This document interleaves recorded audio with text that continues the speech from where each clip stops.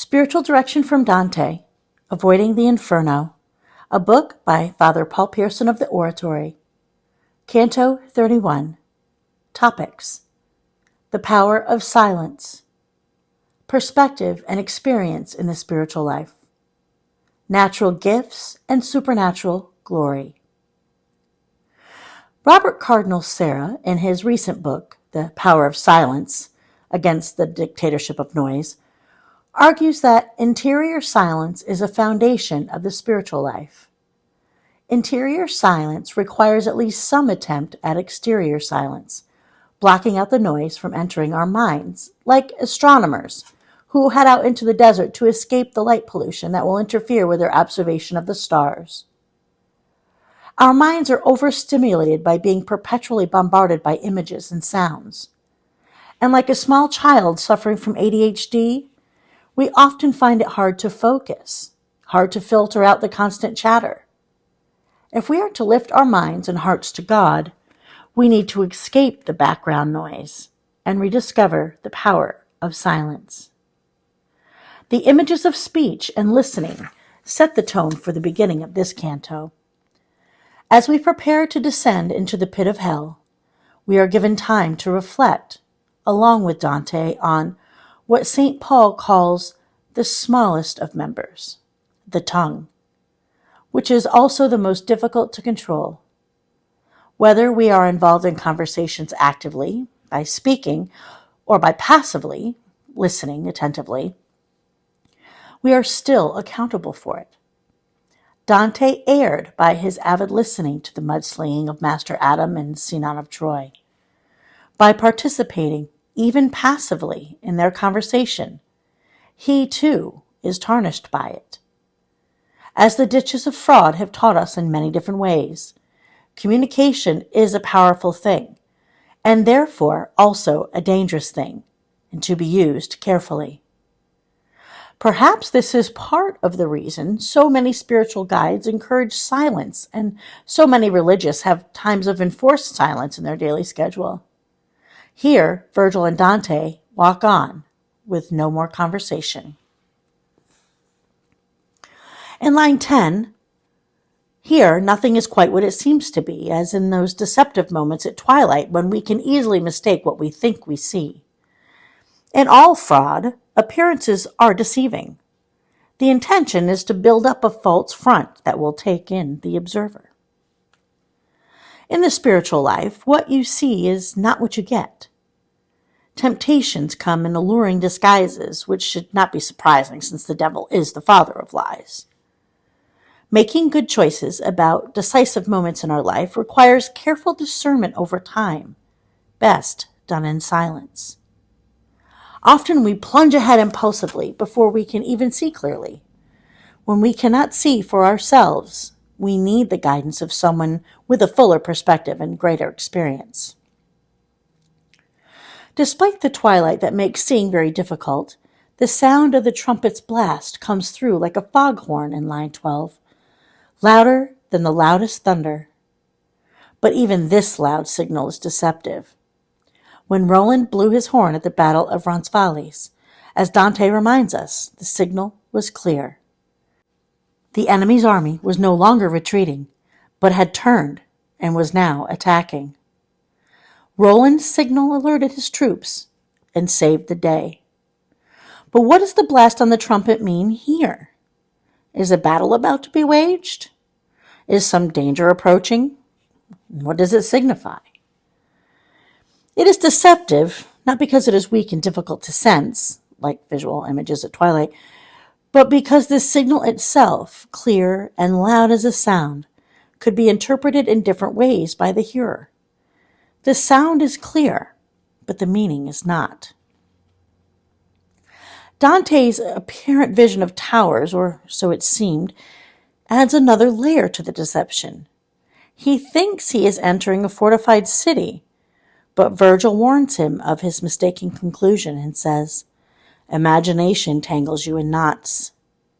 The reality, as is often the case with fraud, is worse than it seems.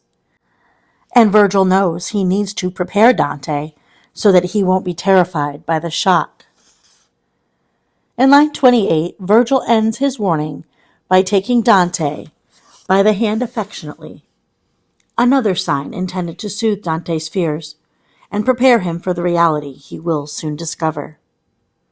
What Dante thought to be towers are in fact enormous giants, standing in the pit of hell, but towering over the rim of the pit. They might seem like towers from where Dante observes them, but they are even larger than they seem. He only sees them from the navel up. As is the case with fraud, what we actually see of the giants is the least of our worries, merely the tip of the iceberg. When the full reality of the giants becomes clearer to Dante as he approached them, he says, "My errors fled from me and my fear grew." The full truth sometimes does not make things easier, but more frightening. Many patients dread learning their diagnosis from their doctor. Knowing will force us to face the truth, and that moment of reckoning will challenge our courage for sure. In line 44, here we find the giants and titans, another example of Dante's blending together scripture and mythology. But there is a reason for their being together. What both have in common is their attempt to challenge God, or the gods, on their own terms, a refusal to accept their creaturely status. Dante, following a patristic tradition, associated the builders of the Tower of Babel with Nimrod and with the Nephilim, the race of giants described in Genesis 6:4. In this account, the giants tried to build the Tower of Babel in order to reach heaven, the ultimate challenge to the authority of the transcendent God. The Titans are recorded as trying much the same thing against Mount Olympus and the Greek gods. And so it seems fitting that these rebellious brutes should stand watch over the depths of hell, where Satan, who made the original refusal to serve God, is forever entombed. These giants are the guards of the inner sanctum of the city of Dis, the devil's Swiss guards. Dante sees the wiping out of the giants as an act of mercy by God. Such strength should not be allowed to be united with the power of the intellect. There's simply too much potential for evil in such creatures. Natural gifts are very impressive, at least at first glance. When the prophet Samuel was sent to anoint one of Jesse's sons as king, he was immediately struck by Eliab, the oldest. This must be the one, he thought. But the Lord said to Samuel, "Do not look on his appearance or on the height of his stature, because I have rejected him. For the Lord sees not as man sees." 1 Samuel 16:7. When natural gifts are not directed to their proper end, what started off as impressive can become rather pathetic. How the great have fallen. In line 67, Nimrod speaks gibberish to us, at least as far as anyone can tell, fitting for the someone responsible for the Tower of Babel. His attempt to build a tower that would reach the heavens, punished by the shattering of the unity of the human language, is the ultimate stupidity. No one can be like God, except those to whom God gives that likeness as a gift. And rightly does Virgil call him a stupid soul, because in my childhood, calling someone a Nimrod was a fairly standard playground insult. The stupidity of his attempt to conquer God is now mirrored by his inability to communicate. No one understands anything he says, and he understands nothing that anyone says to him.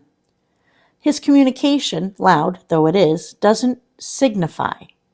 He babbles and blows his horn, randomly it seems, but he isn't bright enough even to find the horn that is strapped across his chest. In fact, he's told, "Feel round your neck, and there you'll find the strap that keeps it tied, O spirit of confusion, and see it make the stripe across your chest."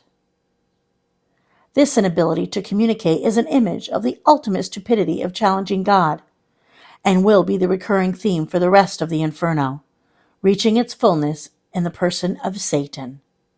How the mighty have fallen. Virgil has no respect for Nimrod. He even appears to taunt him. In the end, Nimrod is not worth wasting words on and says, "Let's leave him and not toss our words away." There's nothing heroic there. Nothing impressive except size. He is worthy of ridicule. He is pathetic. In line 94, here again we find Dante blending together classical imagery with scripture. The Titan, Ephialtes, is a classical version of Nimrod. He tried to climb Mount Olympus and conquer the gods. He is now immobilized by powerful chains. The hands he lifted up in rebellion against the gods will never be lifted again. In line 100, Antaeus is chosen as the giant who will lower them into the pit of hell. He was killed by Hercules, but lived too late to take part in the rebellion against the gods. That is why he is unchained and has some limited ability to speak. The pride, however, which characterizes his fellow giants and titans, is definitely present in Antaeus, and Virgil uses it to manipulate him into doing his bidding. Ephialtes shakes like an earthquake when Virgil mentions that Briareus looks more ferocious than he does. His titanic pride has been insulted. His pride makes him an easy target of manipulation, and it makes him weak. Antaeus and the other giants and titans do form a sort of inner guard for the citadel of hell. Hell is a sort of anti-heavenly city. And here, those gathered around the throne do not bow down and worship and sing praises. They are immobile, mute, and stupid. The so-called city of Satan is being guarded by fools. Virgil flatters Antaeus, recalling his greatness, and promises that Dante will make his greatness known when he returns to life on earth. And because of his pride, his desire for lasting fame in the above world, Antaeus, one of the inner guards of hell, ends up being God's instrument, assisting Virgil and Dante on their journey. Oh, so much for their strength and ferocity. Antaeus gives into their request in haste, especially when Virgil suggests that they might ask someone else, Typhon or Titius. And that makes him eager, and he even performs his task with gentleness, setting them softly at the bottom of the pit.